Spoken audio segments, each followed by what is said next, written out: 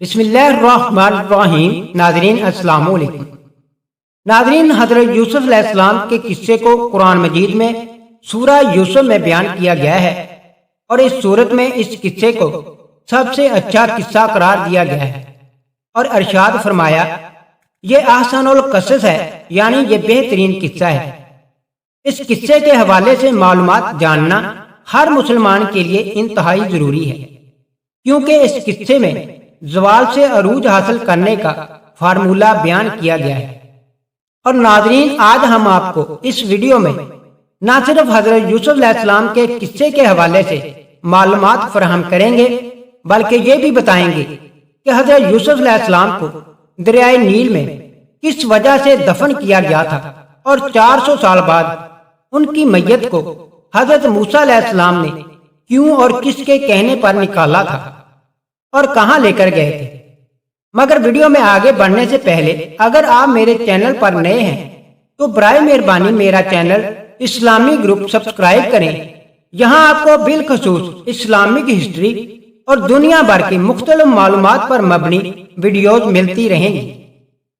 ناظرین، حضرت یوسف علیہ السلام اللہ تعالیٰ کی دی ہوئی آزمائشوں میں ثابت قدم رہے اور صبر سے تمام مشکلات کا مقابلہ کیا تو اللہ تعالیٰ نے انہیں بادشاہت عطا کی۔ جب حضرت یوسف علیہ السلام کے سوتیلے بھائی اپنے والد حضرت یعقوب علیہ السلام کے حکم پر دوبارہ مصر پہنچے اور اپنے بھائی بنیامین کی رہائی کی درخواست کی تو اس موقع پر انہوں نے اپنے والد کا لکھا ہوا خط حضرت یوسف علیہ السلام کو دیا۔ حضرت یوسف علیہ السلام اپنے والد کا خط پڑھ کر رونے لگے اور پھر انہوں نے اپنے بھائیوں کو بتایا کہ میں تمہارا وہی بھائی ہوں جسے بچپن میں آپ لوگ کنویں میں پھینک آئے تھے۔ اس پر ان کے بھائیوں نے ان سے معافی مانگی اور حضرت یوسف علیہ السلام نے انہیں معاف کر دیا۔ اس کے بعد حضرت یوسف علیہ السلام نے اپنے بھائیوں سے کہا میرا کرتا لے کر جاؤ اور ابا جان کے چہرے پر ڈال دینا تو ان کی کھوئی ہوئی بینائی واپس آ جائے گی، اور تم سب گھر والوں کو ساتھ لے کر میرے پاس واپس مصر آ جانا۔ ناظرین، حضرت یوسف علیہ السلام کے غم میں رو رو کر حضرت یعقوب علیہ السلام کی آنکھوں کی بینائی چلے گئی تھی۔ جب یہودا حضرت یوسف علیہ السلام کا کرتا لے کر مصر سے کنعان کی طرف روانہ ہوا تو کنعان میں موجود حضرت یعقوب علیہ السلام نے اپنے پوتوں سے کہا، جو کہ قرآن پاک میں سورہ یوسف آیت نمبر 94 میں موجود ہے، کہ اگر تم یہ نہ کہو کہ بوڑھا بہک گیا ہے تو میں یہ کہوں گا کہ مجھے یوسف علیہ السلام کی خوشبو آ رہی ہے۔ تو ان کے پوتوں نے ان سے کہا آپ اب بھی اس پرانی سی بات پر اڑے ہوئے ہیں، بلا کہاں یوسف اور کہاں ان کی خوشبو۔ تو جب برادران یوسف وہاں پہنچے اور حضرت یوسف علیہ السلام کا کرتا ان کے چہرے پر ڈالا تو ان کی آنکھوں کی روشنی واپس آ گئی۔ تو حضرت یعقوب علیہ السلام نے ان سے کہا کیا میں نے تم سے نہیں کہا تھا کہ جتنا میں اللہ تعالیٰ کے بارے میں جانتا ہوں تم نہیں جانتے۔ ناظرین، پھر حضرت یعقوب علیہ السلام نے تہجد میں اللہ رب العزت سے اپنے بیٹوں کی معافی کی دعا کی اور آپ کی دعا کی وجہ سے اللہ تعالیٰ نے برادران یوسف کو معاف کر دیا۔ ناظرین، حضرت یعقوب علیہ السلام کے خاندان کے 72 یا 73 افراد جب مصر پہنچے تو حضرت یوسف علیہ السلام ان کے استقبال کے لیے پورے قافلے کے ساتھ کھڑے تھے۔ جب حضرت یعقوب علیہ السلام نے یہ رش دیکھا تو پریشان ہو گئے کہ کہیں یہ فرعون کا لشکر تو نہیں۔ تو ان کے بیٹوں نے بتایا کہ یہ آپ کے بیٹے یوسف کا لشکر ہے جو آپ کے استقبال کے لیے آیا ہوا ہے۔ تو حضرت یعقوب علیہ السلام حیران رہ گئے۔ ایسے میں حضرت جبرائیل تشریف لائے اور ان سے کہا کہ اے اللہ کے نبی، ذرا سر اٹھا کے دیکھیے کہ آسمان سے فرشتے بھی آپ کی خوشی میں تشریف لائے ہیں، اور ان میں وہ فرشتے بھی شامل ہیں جو آپ کے غم میں آپ کے ساتھ غم زدہ تھے۔ ناظرین، اس کے بعد حضرت یعقوب علیہ السلام حضرت یوسف سے ملے۔ 40 سال بعد ہونے والی اس ملاقات نے باپ بیٹے کو ابدیدہ کر دیا۔ اس کے بعد حضرت یوسف علیہ السلام نے اپنے تخت پر اپنے والد کو بٹھایا۔ ان کے گرد ان کے 11 بھائی اور سوتیلی ماں سب موجود تھے۔ پھر عذاب شاہی میں سب نے حضرت یوسف علیہ السلام کو سجدہ کیا۔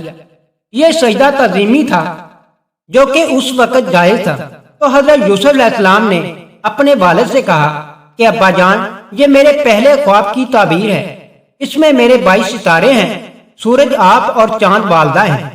اس کے بعد بادشاہ مصر حضرت یوسف علیہ السلام پر ایمان لے آیا اور اس نے ساری بادشاہت آپ کے حوالے کر دی۔ اس طرح بنی اسرائیل کو مصر میں حکومت مل گئی اور یہاں آباد ہو گئی۔ حضرت یعقوب علیہ السلام نے اپنی باقی زندگی حضرت یوسف علیہ السلام کے ساتھ خوشی کے ساتھ گزاری۔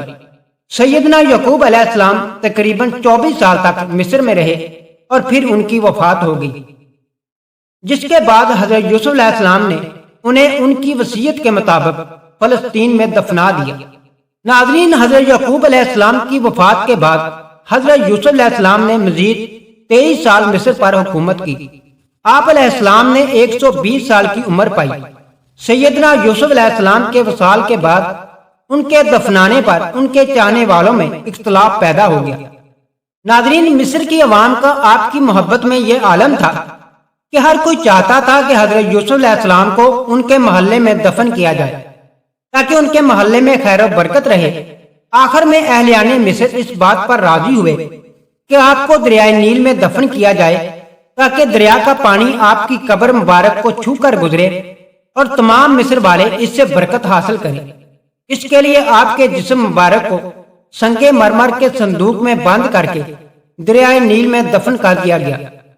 پھر 400 سال بعد حضرت موسیٰ علیہ السلام کے زمانے میں جب اللہ تعالیٰ نے بنی اسرائیل کو حضرت موسیٰ علیہ السلام کی قیادت میں مصر چھوڑنے کا حکم دیا تو اللہ تعالیٰ نے حضرت موسیٰ علیہ السلام کو حضرت یوسف علیہ السلام کی میت بھی اپنے ساتھ لے جانے کا حکم دیا۔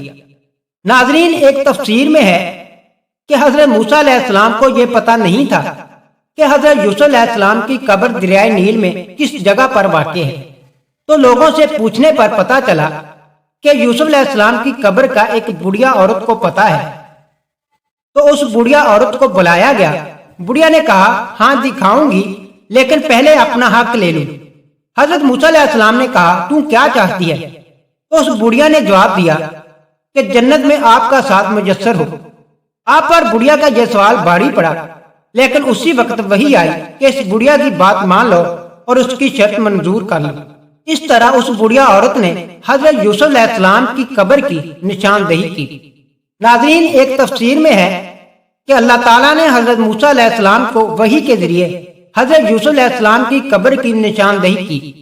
اس کے بعد حضرت موسیٰ علیہ السلام ان کا تابوت دریائے نیل سے نکال کر اپنے ساتھ فلسطین لے گئے، جہاں حضرت یوسف علیہ السلام کے تابوت کو آپ کے آباء و اجداد کی قبروں کے پاس حضرت اسحاق اور حضرت یعقوب کے برابر میں دفن کیا گیا۔